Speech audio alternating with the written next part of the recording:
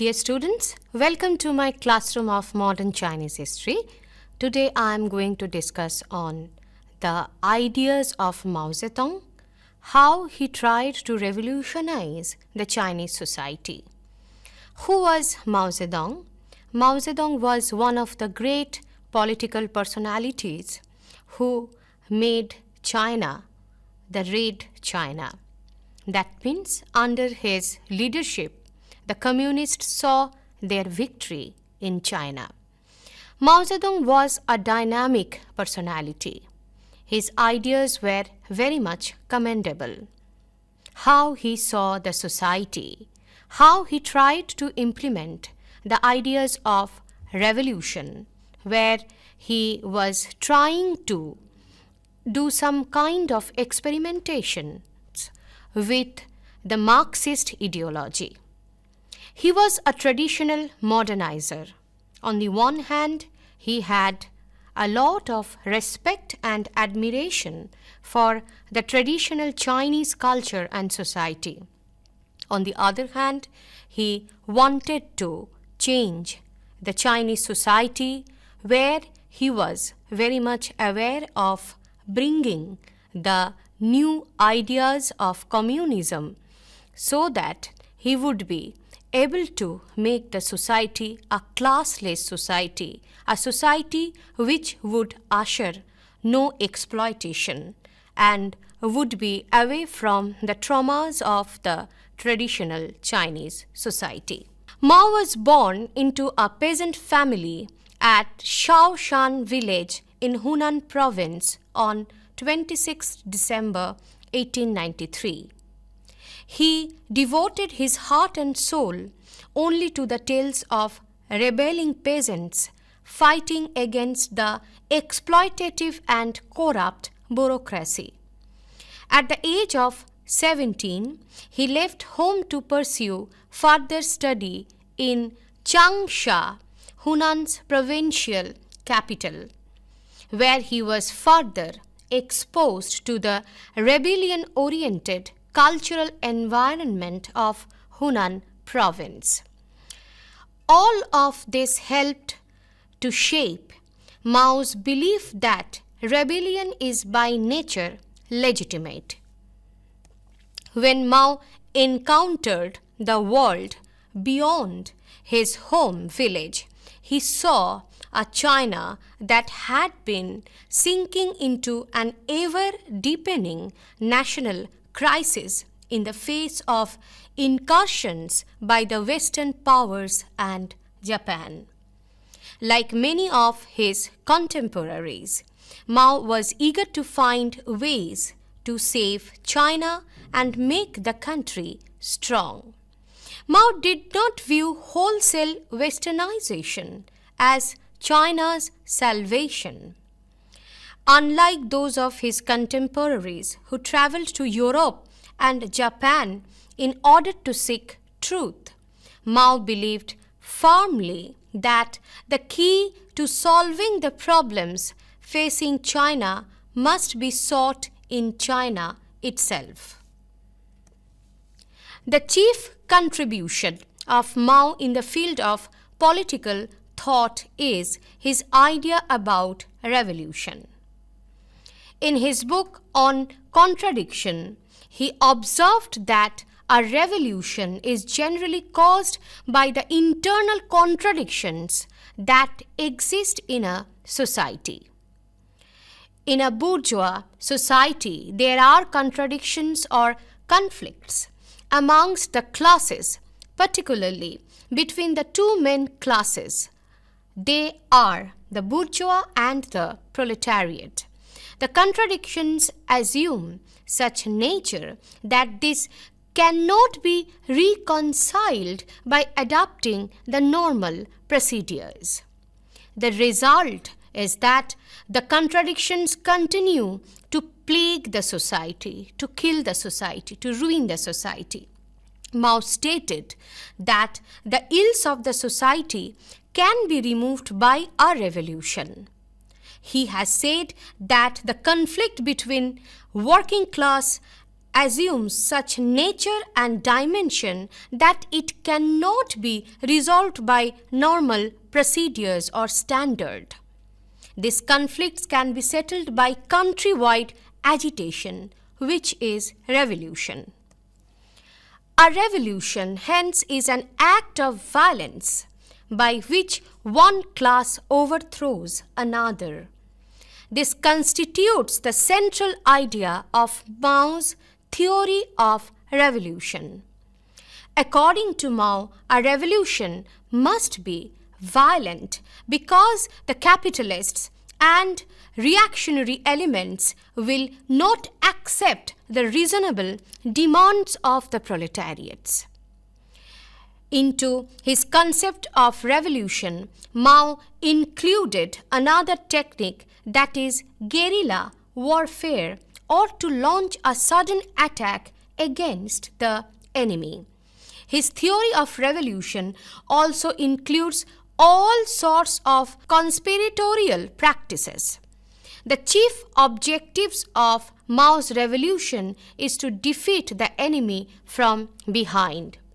Now I would like to ask you a quiz.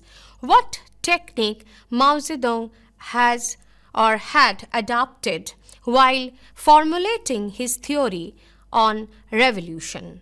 Number 1, guerrilla warfare. Number 2, conspiracy technique. Number 3, seeking for truth, or like what our Mahatma Gandhi did, satyagraha or passive resistance. Number 4, that he thought to have mutual compromise with his enemies by arranging meetings. The answer would be number 1, that is guerrilla warfare.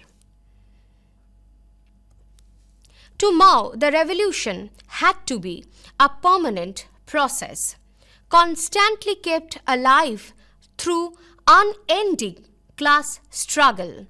Hidden enemies in the partly and intellectual circles had to be identified and removed. Conceived of as a revolution to touch people's souls, the aim of the Cultural Revolution was to attack the four olds, the revolution which Mao Zedong wanted to bring. The Cultural Revolution, where the one aspect is to fight against the enemy, which can be termed as a violence, or the second aspect, what is important in this regard, is to have faith on the Chinese culture. That's why it's also known as Cultural Revolution. And that culture has to be revived in the light of the ideas which are preaching a society which would be classless. So the aim of the Cultural Revolution was to attack the four olds: old ideas, old culture, old customs, and old habits, in order to bring the areas of education, art, and literature in line with communist ideology. Dear students, please try to understand, when he was talking about the old culture, old education, old literature, it was not like that he wanted to disrespect Chinese culture and legacy and heritage. It was like that the distortion of Chinese culture and heritage by the old regime, which he did not like, and he wanted to revive the Chinese culture in the light of the communist thoughts or ideology. Anything that was suspected of being feudal or bourgeois was to be destroyed. That was his main objective. Jiang Qing, Mao's wife, dominated cultural productions during this period. The ideas she espoused through 8 model operas were applied to all areas of the arts. These operas were performed continuously. The attendance was mandatory. Proletarian heroes and heroines were the main characters in each. Maoism also represents a series of strategies and tactics concerning how to make, enhance, and sustain a revolution. Mao certainly was a theorist and a man of ideas, but he also viewed himself as a practitioner and a man of action. The central mission of Maoist revolutionary strategies concerned mass mobilization. In particular, Mao emphasized the importance of taking the peasants as the main force of the Chinese revolution. So I want to ask you the second quiz in this regard. Who were the main force of Chinese revolution for Mao Zedong? Number 1, the bourgeois. Number 2, the feudal lords. Number 3, the aristocrats. Number 4, the peasants.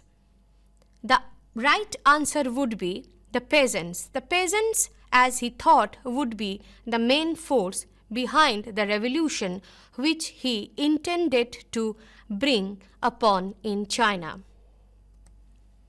In war, he did not allow ethics, principles, etc. to intervene because he knew that all this would hinder the success of a revolution. Perhaps his ideas might be reactionary, but he was not in favor of any kind of compromise, as he had a strong determination to bring the revolution at any cost.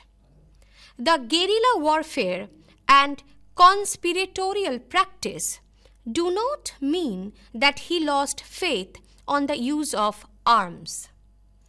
His belief was that the use of technique depended upon the situation. According to Mao, the chief objective in war is to defeat the enemy, and naturally the selection of technique depends upon the situation and also the strength of the enemy. So he was very much practical with regard of the techniques which he wanted to adapt. We need to remember that his main enemies were the bourgeois or the people who were the part of the Kuomintang party or KMT, and also the foreign investors who wanted to exploit the Chinese people to the great extent. He understood very well that to make his revolution successful, it had to be an armed revolution, because his enemies were very much resourceful, and without having an armed revolution, it was not possible to bring any kind of change in the Chinese society, particularly to make the lives of the peasants happy so that they would also enjoy equal rights and opportunities in the society. Class struggle is also another technique of revolution, which I have already discussed. Here I would like to illustrate or explain it with some more insights. But Mao differed from Marx, Engels, Lenin and Stalin on the concept of class. We need to remember that Mao Zedong was very much inspired with the communist ideology.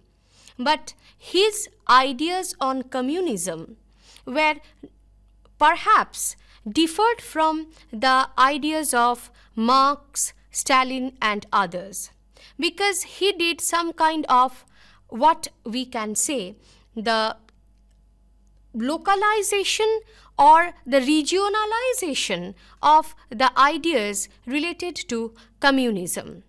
That means his communist ideas were very much rooted to the soil of China.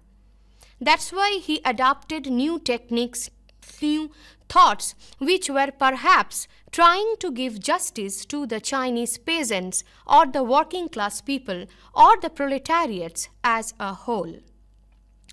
So when we are talking about his ideas, which were perhaps unique and also based on the situation which existed at that time in China. So what we can say, all of his predecessors with regard of communist ideology like Marx, Engels, Lenin and Stalin, they have spoken about class in the background of capitalist society. As what we know, like Marx, when he formulated his ideas related to class struggle and class exploitation, he gave emphasis on the capitalist development, which at that time we had seen through the Industrial Revolution. So in 1840s, when he wrote Das Kapital, it was a time when we were witnessing the outcomes of the Industrial Revolution in forms of various exploitations. But Mao viewed the idea in the light of China, whose main class was peasantry. Hence, in Mao's class struggle, the peasants must play the leading role. According to Mao, the peasants, the proletariat, the industrial workers must together launch a revolution against the bourgeoisie and all the reactionary forces, and all this must be well prepared to attack the bourgeoisie. So he made the peasants well equipped with the ideas of revolution. They were well read. They also learned how to use the weapons. Even Mao, he established, or the communist leaders established many camps in the village areas where they helped the peasants to practice community living. Along with, they got the lessons on revolution so that they would be able to work as the true cadres or the volunteers of the Communist Party. Repeating Marx's idea of revolution, Mao says that in every bourgeois society there are various types of contradictions, and only revolution can remove contradiction. Mao also emphasized the importance of party in a revolution. The success of revolution primarily depends upon a well-organized party structure. And that's why Mao gave emphasis on community living, where the party cadres, that means the peasants, they used to live with the authorities and they used to have a kind of cooperation so that they could be able to work as a team. So he worked on the spirit of the party and he was successful to make his party an effective instrument to bring the revolution with the help of the peasants in China. He once said to lead the revolution to success or victory where a political party is necessary. I am repeating, he once said to lead the revolution to success or victory, a political party is necessary. That means a political party can make the revolution a success or a victory. But a party must follow its own line and must be dependent on the general mass.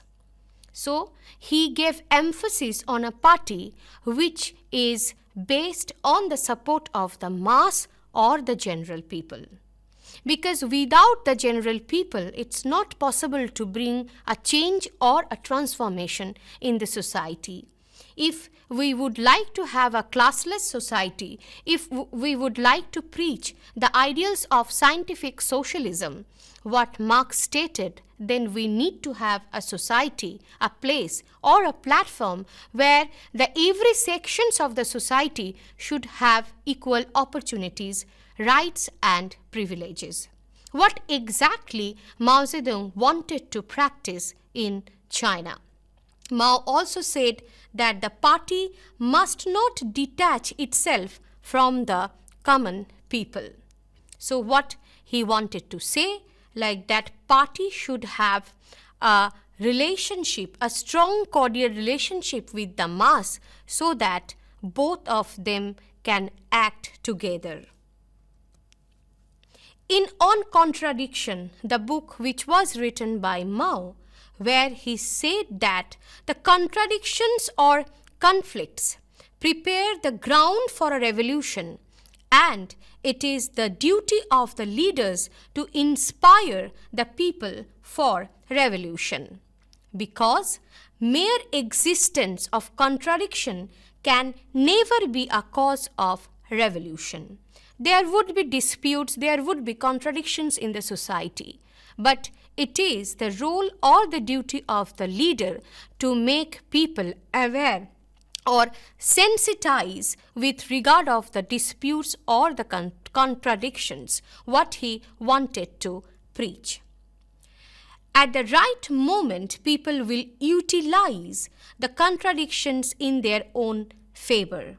Mao has said that the antagonism between the proletariat and the bourgeois is the main cause of hostility, and this hostility will finally lead to revolution. So he wanted to say what Marx stated, the dispute or the contradiction between the have and the have-nots, that means the bourgeois who have everything and the proletariat who have nothing, that's why they are have-nots, would lead to the revolution. When both the parties would try to utilize those contradictions, that means the disputes between each other, in their own favor. Hence, like Lenin, Mao believed that antagonism between the hostile classes could not be settled without war. That is revolution. So, to settle the problems, to remove the contradictions or disputes, war is must, and war is definitely violent, and war means also revolution, and that revolution has to be violent, has to be an armed revolution, otherwise it's not possible for the have-nots or the proletariat to remove or to throw out the power of the bourgeois or the capitalist or the people who are rich in the society, and also to usher the fruits of scientific socialism, that means equality or equity for all. The exploited mass must be prepared to take arms, which I have discussed right now. The great proletarian cultural revolution is an innovation which Mao made to cleanse the Chinese society, particularly the superstructure, from the bourgeois ills or vices. Towards the middle of the 60s of the 20th century, Mao saw that the superstructure of the Chinese society was in the grip of bourgeois influences.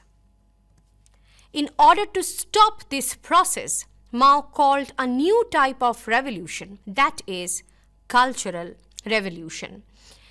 Dear students, you have to understand the layers of revolution as thought by Mao Zedong.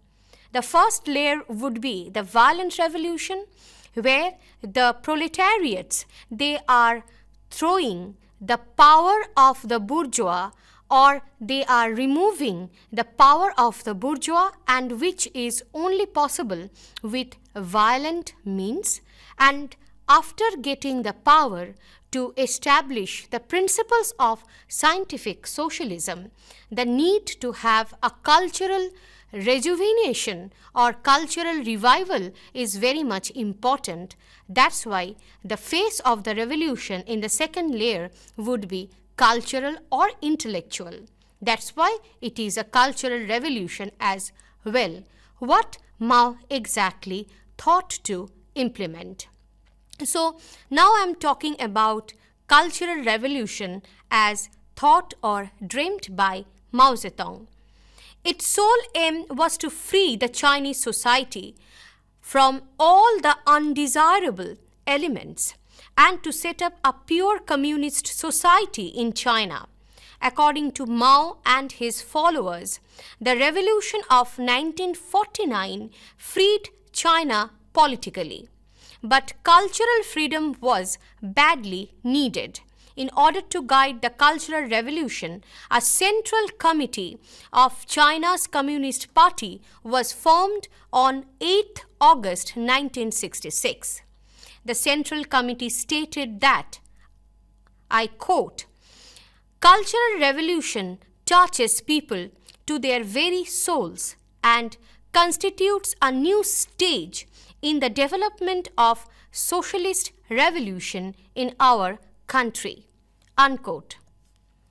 The bourgeois is not completely overthrown and its remnants are still there, and it is continuously trying to stage a comeback and gather forces. It is also trying to impose its ideas, principles, customs, culture, and habits upon the people. If this at all happens, that would pose a great danger to the Chinese society, which Mao Zedong thought. Hence, that attempt must be destroyed, and cultural revolution will do the task, what he decided. Mao was firm that since it's a revolution, it will meet resistance from several corners, particularly from the bourgeois, and it is the duty of the people to prevent or protest all these mischievous attempts. It is the conscious behavior and education of the people that can foil the mischievous attempts, and therefore it is the duty of the party to educate the people about the ill designs and motives of the bourgeois. People must adopt ruthless and strong measures. It is the purpose of the Cultural Revolution to reform, transform, and, if necessary, remove the old methods and systems of teaching. It is necessary to overhaul the whole educational system to the tune of socialism. It's very important for us to understand how Mao wanted to change the mode of education in China. He had a great belief or faith in traditionalism. On the other hand, he also tried to include the Western components in education or in the educational sector, which were influenced with the ideas of emancipation, freedom, and finally socialism. So it was not only the communist ideals were very much pertinent in his thoughts for education, he was also in favor of bringing liberation in the field of education, influenced by the other Western countries. Mao highlighted armed struggle, united front, and party's leadership role as the three keys that led the Chinese Revolution towards victory. A firm believer in the idea that political power grows out of the barrel of a gun. I'm repeating, I quote, "Political power grows out of the barrel of a gun." Mao invested in developing strategies and tactics for waging revolutionary wars with both domestic and international aims. Hence, Mao's theory of revolution remains a central concept in Marxist thought. Here I would like to ask you one more quiz with this regard. Which was the main principle or ideal that influenced Mao Zedong while formulating his theories on revolution? The Marxist ideals, number 1, or the Marxist thoughts. Number 2, the Confucianism or the ideals of Confucius. Number 3, his respect for Taoism or Taoism. Number 4, his ideas related to capitalism. The answer would be the option number 1, that is communism or his ideals towards the establishment of a society based on Marxist ideology. For Mao, then, life and warfare are the same thing, a series of transactions, encounters, or bouts between unequal quantities.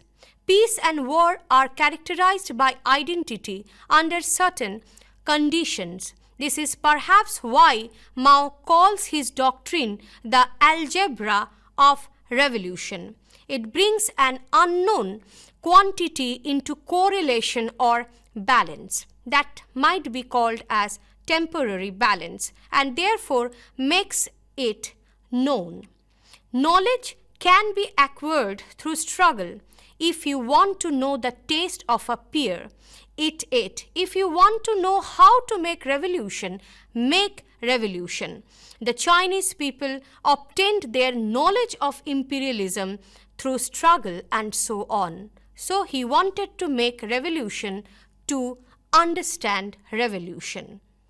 Some writers, both Chinese and foreign, have argued there is a particular Chinese logic or way of thinking in some mysterious way different from what Westerners and others accept as normal reasoning. Whether or not it may be characterized as pre-scientific thought, Maoist thought evidently works. It is based not only on the long experience of the warring kingdoms and three kingdoms summed up in Chinese history, but also on his own quarter century of revolutionary experience.